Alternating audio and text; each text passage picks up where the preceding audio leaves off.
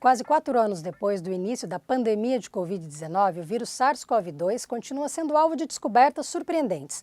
A última delas envolve sua capacidade de contaminar o sistema nervoso central, e isso mesmo em casos assintomáticos. Foi essa a conclusão de um estudo feito por uma equipe de cientistas do Instituto Pasteur, aqui em Paris. O médico veterinário brasileiro Guilherme Dias de Mello, que atua como pesquisador no Instituto Francês desde 2014, faz parte desta equipe.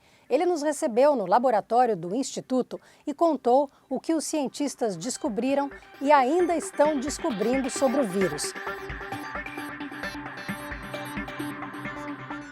Quando começou os primeiros rumores desse novo vírus em Wuhan, todo mundo já começou a ficar muito alerta.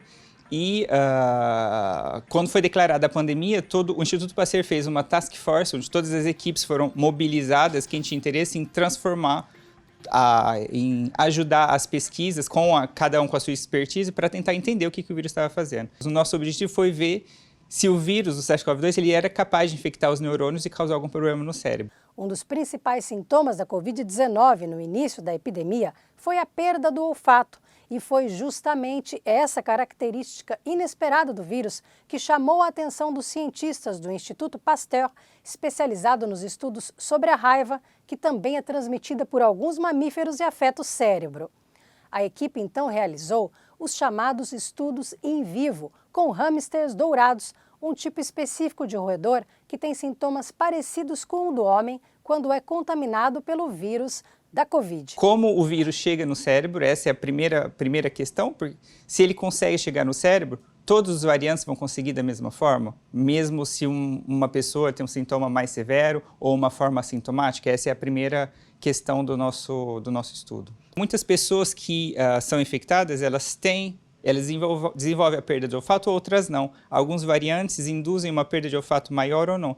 Será que a gente consegue reproduzir isso num ambiente bem delimitado e controlado como um laboratório? Então a gente infecta os animais com as diferentes cepas do vírus e faz uma análise cotidiana dos sinais clínicos de como esses animais, se eles estão doentes ou não, e inclusive a gente analisa a capacidade olfativa desses animais para ver se eles perderam ou não esse sentido. A gente começou mais ou menos em 2021 e durou uns 2 anos do começo ao fim. O objetivo foi entender como o vírus chegava ao cérebro e verificar se as variantes faziam esse trajeto até o sistema nervoso central da mesma maneira, sem levar em conta os sintomas ou a gravidade da doença. A gente viu que todos os variantes chegaram ao cérebro, todos os animais tinham o vírus nos bulbos olfativos, que é uma parte do sistema nervoso central. De um jeito diferente, nem todos os animais perderam o olfato, que a gente viu que os animais infectados por Wuhan, nós tivemos uma perda de olfato bem importante. Os animais infectados com o gama, que é o variante P1, a gente não tem a perda de olfato total, que a gente pode falar de hiposmia, eles têm uma deficiência olfativa, e já o delta e o ômicron, nenhum animal perdeu a olfação.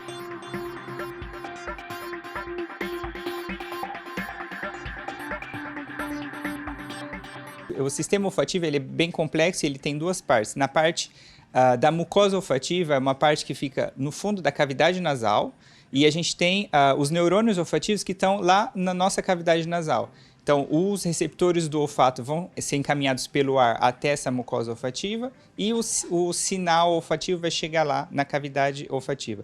Dali, para chegar no cérebro, nós temos os neurônios olfativos que vão ter os axônios, que na verdade são o corpo dos neurônios, que vão conectar o cérebro a essa cavidade nasal. Então a gente tem uma porta de entrada muito acessível para um vírus respiratório, por exemplo. Então a nossa via, o nosso trajeto de estudo é essa transmissão da mucosa olfativa até o bulbo olfativo. E é essa via que a gente estudou e que a gente viu que todos os variantes do SARS-CoV-2 utilizam para chegar no cérebro. A gente descreveu, então, essa parte nos animais, que todos os animais tinham o bulbo olfativo infectado, provavelmente chegando pelos neurônios olfativos, e para confirmar e para validar isso num tecido humano, a gente também cultivou neurônios humanos no laboratório, que é a parte in vitro, e nós conseguimos também analisar a difusão das partículas virais ao longo dos axônios. Então, o trânsito do vírus dentro de um neurônio para ver se ele era realmente capaz de utilizar o neurônio como uma rua como uma pista de acesso para o cérebro. Então, a gente usa células humanas justamente para verificar e validar o que a gente encontrou no modelo animal. A chegada do vírus ao cérebro pode influenciar o aparecimento da Covid longa? Essa é a parte que a gente começou a estudar agora. A gente sabe que o vírus, todos os variantes que a gente estudou, eles são capazes de infectar a mucosa olfativa e entrar no bulbo olfativo, que é uma região do cérebro. E lá, o interessante é de saber se o vírus ele consegue infectar qualquer região do cérebro, se ele tem uma capacidade de persistência a longo termo no cérebro, que seria uma das possibilidades do desenvolvimento do Covid longo, e o que a presença dessas partículas virais no cérebro vai ocasionar. As funções cerebrais elas vão estar mantidas de um jeito normal com a presença dessa partícula viral no tecido nervoso. Essa é a nossa questão atual. Em todos os casos, leves ou moderados, com ou sem anosmia, ou até mesmo assintomático, os cientistas notaram que o vírus chegava ao bulbo olfatório, uma parte do sistema nervoso central onde estão localizados centros responsáveis por funções vitais e áreas relacionadas ao comportamento.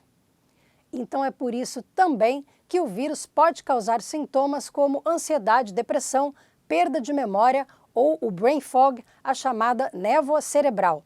E comprovar isso é o próximo passo da pesquisa do Guilherme.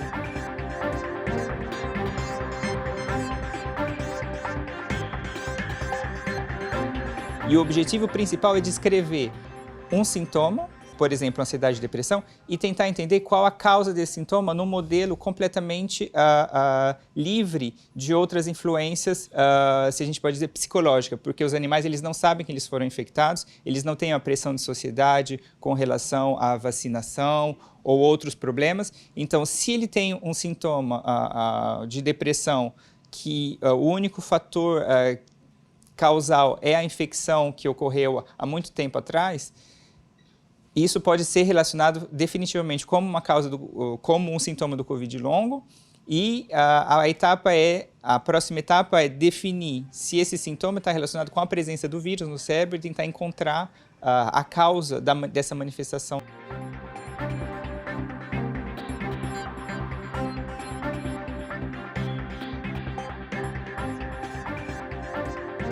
O mistério do vírus em si, porque a cada dia a gente vê um novo variante com novas mutações na sua sequência, e a cada variante nós temos uma possível adaptação a um tipo de célula, a um sistema ou a um órgão.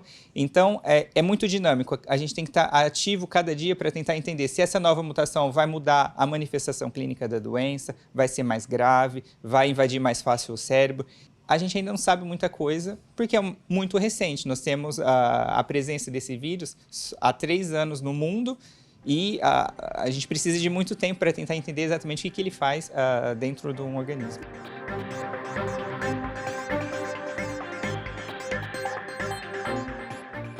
Potencialmente, todos os variantes do SARS-CoV-2 têm essa capacidade de neuroinvasão, e o que a gente não sabe hoje é, uma vez que o vírus está no sistema nervoso central, o que ele pode causar.